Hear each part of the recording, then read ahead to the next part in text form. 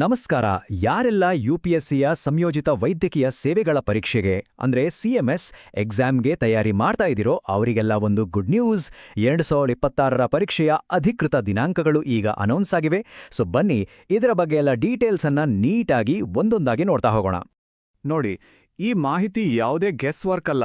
ನಾವು ಕೊಡ್ತಿರೋ ಪ್ರತಿಯೊಂದು ಡೀಟೇಲ್ ಕೂಡ ನೇರವಾಗಿ ಕೇಂದ್ರ ಲೋಕಸೇವಾ ಆಯೋಗ ಅಂದ್ರೆ ಯುಪಿಎಸ್ಸಿಯ ಅಫಿಷಿಯಲ್ ನೋಟಿಫಿಕೇಶನ್ ತಗೊಂಡಿರೋದು. ಸೊ ನೀವಿದ್ರ ಬಗ್ಗೆ 100ಕ್ಕೆ 100ರಷ್ಟು ನಂಬಿಕೆ ಇಡಬಹುದು.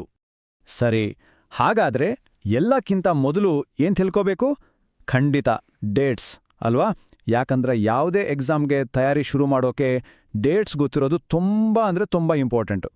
ಈ 3 ದಿನಾಂಕಗಳನ್ನ ಎಲ್ಲಾದ್ರೂ ನೋಟ್ ಮಾಡ್ಕೊಳ್ಳಿ ಅಥವಾ ನಿಮ್ಮ ಕ್ಯಾಲೆಂಡರಲ್ಲಿ ಮಾರ್ಕ್ ಮಾಡಿ. ನೋಟಿಫಿಕೇಶನ್ ಬರೋದು ಮಾರ್ಚ್ 11, 2026ಕ್ಕೆ. ಅಪ್ಲಿಕೇಶನ್ ಹಾಕೋಕೆ ಲಾಸ್ಟ್ ಡೇಟ್ ಮಾರ್ಚ್ 31. ನೋಡಿ, ಕೊನೆ ದಿನದವರೆಗೂ ಕಾಯ್ಬೇಡಿ. ಮತ್ತು ನಿಮ್ಮೆಲ್ಲ ತಯಾರಿಯನ್ನ ಪರೀಕ್ಷೆ ಮಾಡೋ ಆ ದೊಡ್ಡ ದಿನ ಆಗಸ್ಟ್ 2, 2026.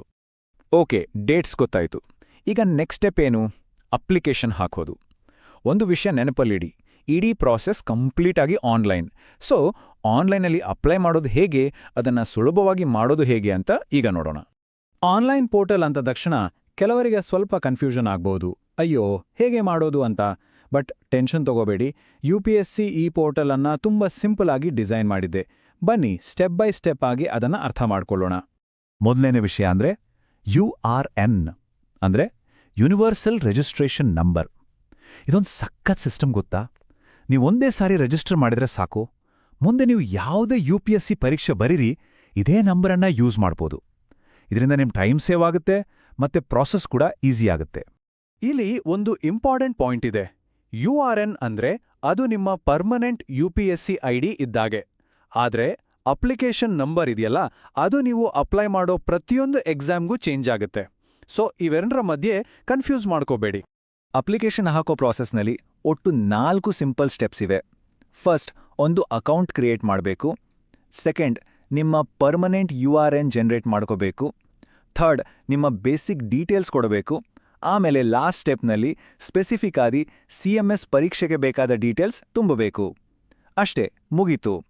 ಸರಿ, ಪ್ರೊಸೆಸ್ ಏನು ಅಂತ ಈಗ ಕ್ಲಿಯರ್ ಆಯ್ತು ಅಲ್ವಾ? ಆದ್ರೆ ಅಪ್ಲಿಕೇಶನ್ ಹಾಕುವಾಗ ಯಾವುದೇ ತಪ್ಪು ಆಗ್ಬಾರ್ದು. ಅದಕ್ಕೆ ಕೆಲವು ಯೂಸ್ಫುಲ್ ಟಿಪ್ಸ್ ನೋಡೋಣ. ಇವು ನಾವು ಹೇಳ್ತಾ ಇರೋದಲ್ಲ, ನೇರವಾಗಿ UPSC ಕೊಟ್ಟಿರೋ ಗೈಡ್ಲೈನ್ಸ್. ಈ ಪಾಯಿಂಟ್ಸ್ಗಳನ್ನ ಗಮನದಲ್ಲಿಡಿ.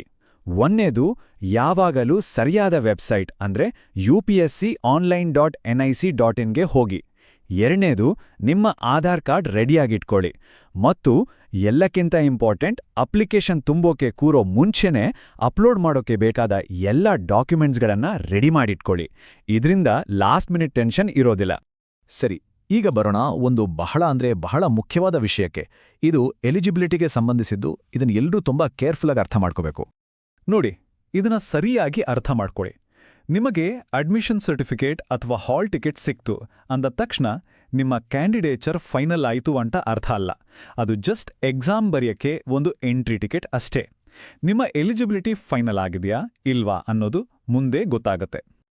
ಹಾಗಾಗಿ ನಿಮ್ಮ ಎಲಿಜಿಬಿಲಿಟಿಯ ಸಂಪೂರ್ಣ ಜವಾಬ್ದಾರಿ ನಿಮ್ಮದೇ ಆಗಿರುತ್ತೆ.